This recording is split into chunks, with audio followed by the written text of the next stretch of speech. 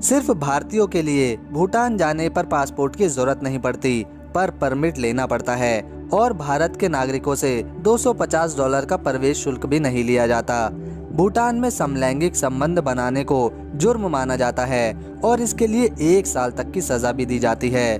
भूटान में महिलाएं परिवार की मुखिया होती हैं और दुकानों से लेकर खेती तक सभी व्यवसाय संभालती हैं। यहाँ तक कि वहाँ की महिलाओं को विरासत में संपत्ति भी मिलती है। यहाँ का राष्ट्रीय पशु ताकिन है, जो दिखने में बकरी और हिरण की तरह लगता है।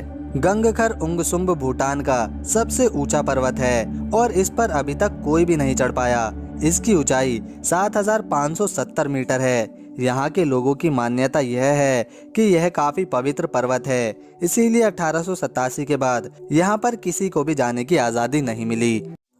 दोस्तों, भारत और चीन की सीमा पर लगा हुआ एक सुंदर सा देश है भूटान। यह देश बाहरी दुनिया के लिए एक अबूझ पहेली की तरह है। दोस्तों, भूटान में पहले विदेशियों को घुसने तक नहीं दिया जाता था और अब भी एक तय सीमा के अंदर ही कुछ पर्यटक ही भूटान जा पाते हैं। दोस्तों, भूटान की सीमा तिब्बत से मिलती तो है, पर वो पूरी तरह से बंद है। इस छोटे से हिमालय देश के बारे में विदेशी भी बहुत ही कम जानते हैं। दोस्तों, बने रहिए वीडियो के आखिर तक, क्योंकि आज के इस वीडियो में हम भूटान के कुछ रोचक और इंटरेस्टिंग फैक्ट्स जानेंगे, जिन्हें जानकर आप हैरान हो जाएंगे। जैसे जैसे वीडियो आगे बढ़ती जाएगी, वैसे वैसे भूटान के बारे में आपको बहुत ही हैरान कर देने वाली बातों के बारे में पता चलेगा। दोस्तों, भूटान के राजा जिग्मे कैसर नामग्येल वांगचुक हैं। ये किसी भी देश के सबसे कम उम्र के राष्ट्रीय अध्यक्ष हैं।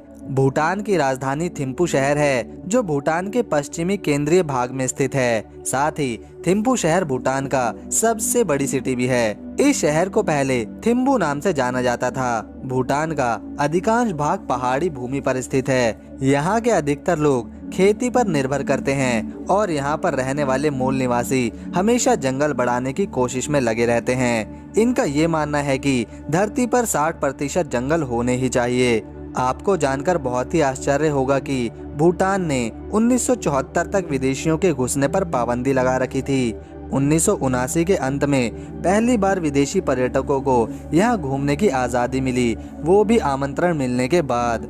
यहाँ की सरकार पर्यटकों की संख्या सीमित रखती है और दक्षिणी एशिया के बाहर से आने वाले लोगों से $250 यानी 18,500 रुपए प्रति दिन के लेती है। वैसे तो भूटान के पास अपनी थल सेना है, लेकिन चारों ओर से घिरे होने की वजह से इनके पास खुद की नौसेना नहीं है। साथ ही भूटान के पास खुद की वायुसेना भी नहीं है और इन दोनों क्षेत्रों में भारत ही उनका ख्याल रखता है, उनकी रक्षा करता है। मानिए आप किसी शहर में घूम रहे हैं, जैसे दिल्ली, आगरा।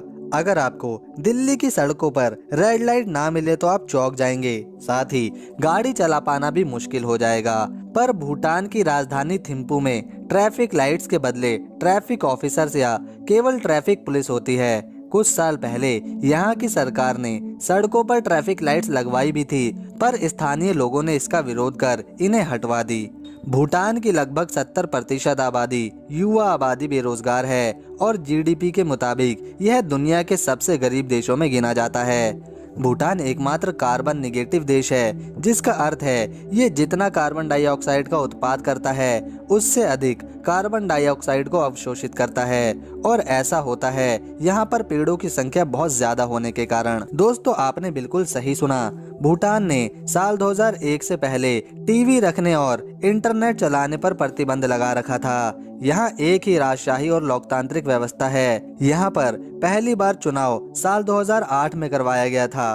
भूटान का मुख्य आर्थिक सहयोगी देश भारत ही है, क्योंकि तिब्बत से लगने वाली सीमा को भूटान ने बंद कर रखा है।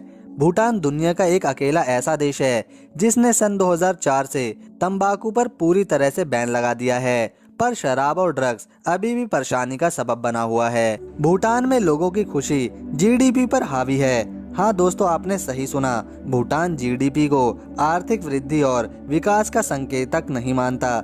इसने दुनिया के सामने एक और माप पेश किया, जिसे ग्रॉस नेशनल हैप्पीनेस के रूप में माना जाता है। कई वजह से भूटान अंतर्राष्ट्रीय ट्रेंड्स में सबसे आगे चल रहा है। प्लास्टिक की थैलियां तो भूटान ने सन 1999 से ही बैन कर रखी हैं और तंबाकू पूरी तरह से गैर कानूनी है। दोस्तों, भूटान ने ब्रिटेन के साथ कूटनीतिक संबंध नहीं रखे। इस देश ने अपनी संस्कृति और प्रकृति को बचाए रखने के लिए विश्व भर के देशों से रिश्ता ही नहीं रखा।